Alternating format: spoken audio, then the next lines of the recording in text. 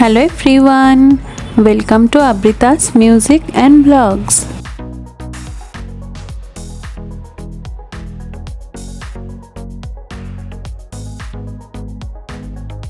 এখন ওই সকাল 6:30 মতো বাজে আর আমি এখন আমাদের রুমের এই জানলাটার সামনে এসে দাঁড়িয়ে দেখলাম যে এখান থেকে কাঞ্চনজঙ্ঘাটা দেখা যাচ্ছে। আর আজ কাঞ্চনজঙ্ঘার উপর রোদ পড়ে কাঞ্চনজঙ্ঘাটা যেন সোনার মতন চকচক করছে। কি সুন্দর দেখতে লাগছে, তাই না?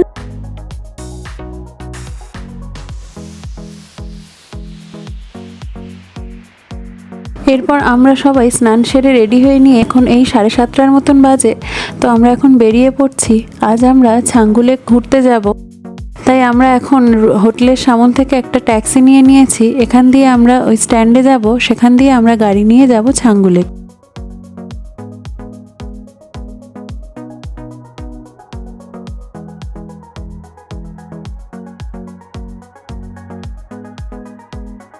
আর এখন আমরা যে রাস্তাটা দিয়ে যাচ্ছি এই রাস্তাটা একদম নিচের দিকে নেমে যাচ্ছে, তো আমরা একদম স্ট্যান্ডের কাছাকাছি এবার চলে এসেছি। এই যে আমরা স্ট্যান্ডে চলে এসেছি।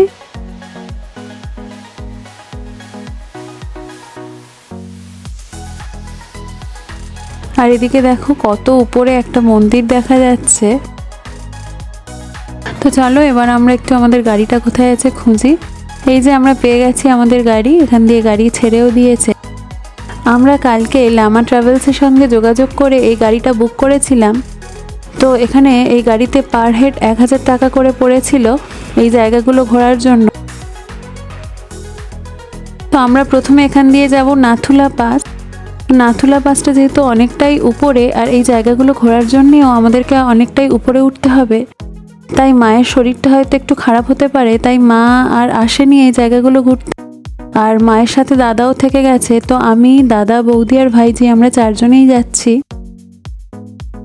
দাদার এই জায়গাগুলো আগেই একবার ঘোরা রয়েছে, তাই দাদা বলল যে তুই যা, আমি মায়ের সাথে থাকি।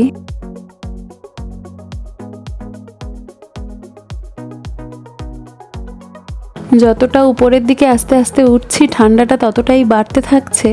আর সাথে পাহাড়ের ধারের এই দৃশ্যগুলোকে দেখতে এতটা সুন্দর লাগছে, উপর থেকে আরো বেশি সুন্দর লাগছে দেখতে।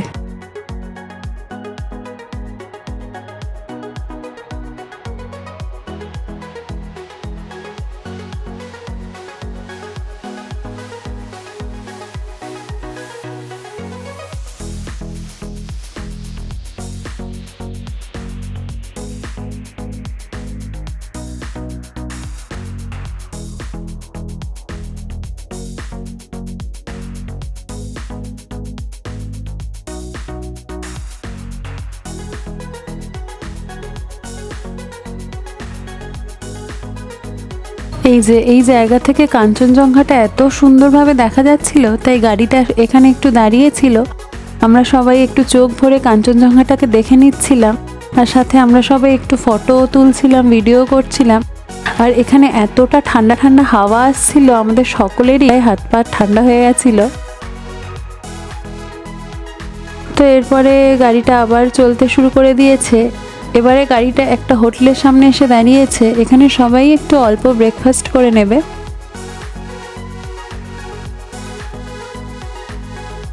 যেহেতু অনেকটা উপরের দিকে উঠতে হবে, তো শরীরটা কেমন থাকে তাই বুঝতে পারছি না, তাই আমরা সবাই একটু অল্প করেই খেয়ে নিয়েছিলাম।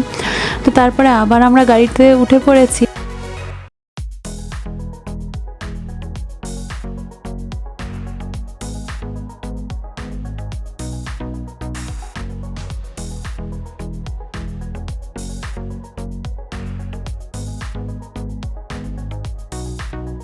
এই দৃশ্যগুলোকে দেখতে এতটা সুন্দর লাগছিল, সারাক্ষণ যেন মন দিয়ে চোখ ভরে পাহাড়ের এই প্রাকৃতিক দৃশ্যগুলোকে দেখছিলাম। সত্যি প্রকৃতি কতটা সুন্দর হয়, তাই না? আর এখন আমাদের গাড়িটা আরেকটু এক জায়গাতে দাঁড়িয়েছে, আর এখানে দেখলাম যে যা যা জল ছিল সবটাই বরফ হয়ে জমে রয়েছে। আর এদিকেও দেখো, দূরে দেখা যাচ্ছে একদম জলটা বরফ হয়ে রয়েছে।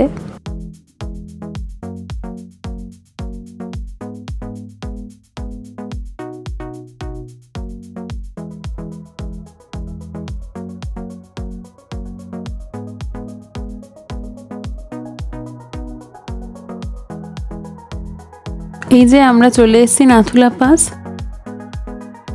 তো এখান থেকে আমরা এবার একটু উপরের দিকে যাব।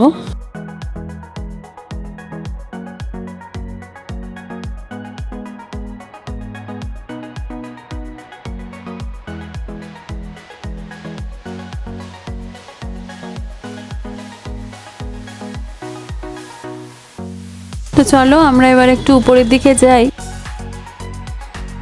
এই নাথুলাতে এখান দিয়ে হেঁটে হেঁটে অনেকটাই উপরে উঠতে হয়েছিল, তো উপরে উঠতে আমাদের সকলেরই একটু কষ্ট হচ্ছে, তবে আমরা আমাদের সাথে করে কর্পূর ক্যারি করছিলাম, তাই তেমন আর কষ্ট হয়নি।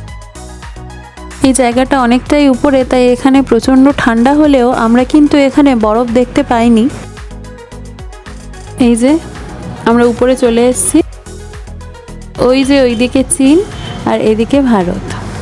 সমুদ্রপৃষ্ঠ থেকে প্রায় 4300 মিটার উচ্চতায় অবস্থিত এই নাথুলা পাস পৃথিবীর সর্বোচ্চ মোটরাইজড রোডগুলির মধ্যে একটি।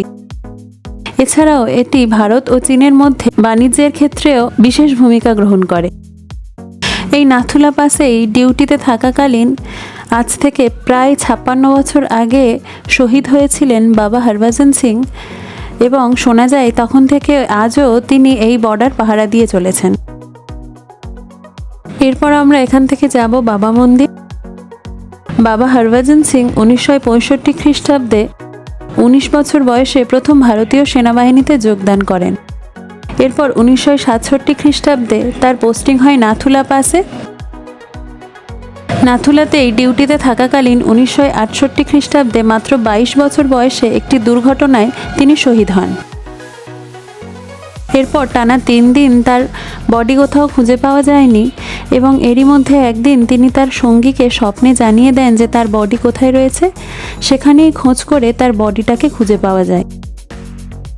এই দুর্ঘটনা তার প্রাণ কেড়ে নিলেও দেশমায়ের প্রতি তার ভালোবাসা এবং তার কাজের প্রতি কর্তব্য কোনোটাকেই কিন্তু তার থেকে দূরে সরিয়ে দিতে পারেননি। শোনা যায় আজও নাকি তিনি আগের মতনই ভারত ও চীনের বর্ডার পাহারা দিয়ে চলেছেন। শত্রুর আক্রমণের হাত থেকে আজও আমাদের দেশকে তিনি আগের মতনই নানানভাবে রক্ষা করে চলেছেন। শোনা যায় তিনি নাকি শত্রুদের প্ল্যানিং আমাদের ভারতীয় সেনাদেরকে স্বপ্নের মাধ্যমে জানিয়ে দেন। এই কথা শুধুমাত্র ভারতীয় সেনারাই নয়, চীনের সেনারাও স্বীকার করেছেন যে বাবা হরভজন সিং আজ নাথুলা পাসে পাহারা দিয়ে চলেছেন।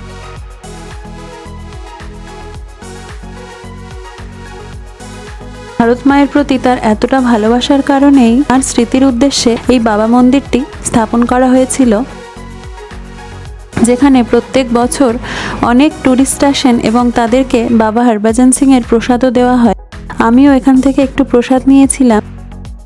এই মন্দিরটিতে বাবা হরভজন সিংয়ের অফিস রুম থেকে লিভিং রুম সব কিছুই রয়েছে। শোনা যায় বাবা হরভজন সিংয়ের লিভিং রুমের যে বিছানাটি রয়েছে সেটিকে প্রত্যেক দিন পরিষ্কার করা হলেও পরদিন সকালে এসে দেখা যায় যে বিছানার চাদরে বেশ কিছু ভাঁজ রয়েছে, অর্থাৎ এই বিছানাটিতে আগের দিন কেউ বিশ্রাম করেছিলেন। এছাড়াও তার জুতোগুলিকেও প্রত্যেক দিন পরিষ্কার করা হলেও পরদিন সকালে এসে দেখা যায় যে তার জুতোয় ধুলো লেগে রয়েছে, অর্থাৎ তিনি আগের দিন রাতে ডিউটিতে বেরিয়েছিলেন।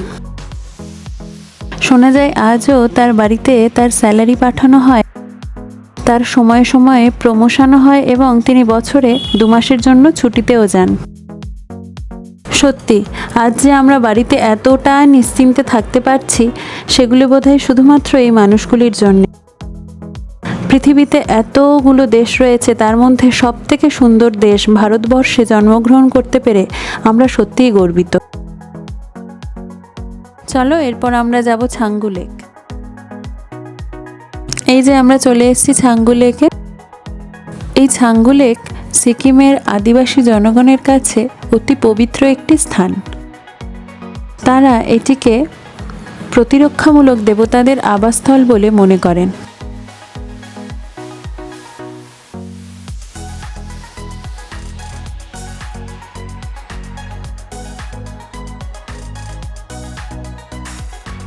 একটু দূরে গেলে বরফ পাওয়া যেত। এখানে দাদারা আগের বারে যখন এসেছিল ওরা ওই বরফেও গিয়েছিল, কিন্তু আমাদের যেহেতু সময়টা কম ছিল তাই আমরা আর সেদিকে যেতে পারলাম না। বাবা মন্দিরের সামনে জায়গাটাতে আমরা একটু অনেক বরফ দেখতে পেয়েছিলাম আমরা, তো আমার ভাইজি তো খুবই খুশি হয়েছিল বরফ দেখে।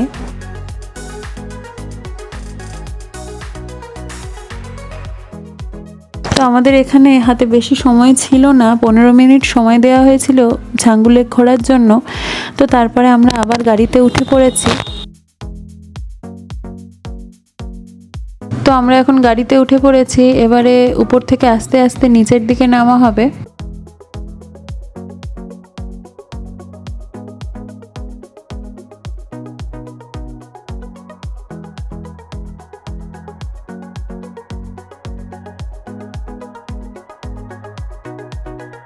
তো এই যে আমরা এখন আবার সেই হোটেলটাতে চলে এসেছি। এখানে আমাদের লাঞ্চের অর্ডার দেওয়া ছিল, তো সবাই মিলে একটু লাঞ্চ সেরে নিয়ে আমরা আবার গাড়িতে উঠব। তো আমাদের লাঞ্চ সারা হয়ে গেছে, এখন একটু চারপাশটায় হাঁটছি।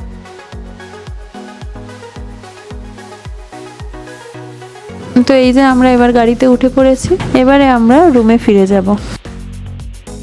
এখন ওই 4টে মতো বাজে, আমরা চলে এসেছি রুমে। তারপরে আমি একটু কেক খেয়ে নিয়েছিলাম। এরপর 6:30টার দিকে আমরা আবার একটু বেরিয়ে পড়েছিলাম এমজি মার্কেটের দিকে ঘুরতে। বেশ কিছুক্ষণ এমজি মার্কেটে ঘুরে আবার আজকে ভেজ মোমো খেয়েছিলাম আমরা সবাই। তারপরে রুমে ফিরে এসে আমরা ডিনারটা সেরে নিলাম। চলো ওকে টাটা। আমার ভিডিওটা যদি তোমাদের ভালো লেগে থাকে তাহলে আমার চ্যানেলটাকে তোমরা সাবস্ক্রাইব করে দিও আর আমার পাশে থেকো। ভালো থেকো তোমরা সবাই। Thank you.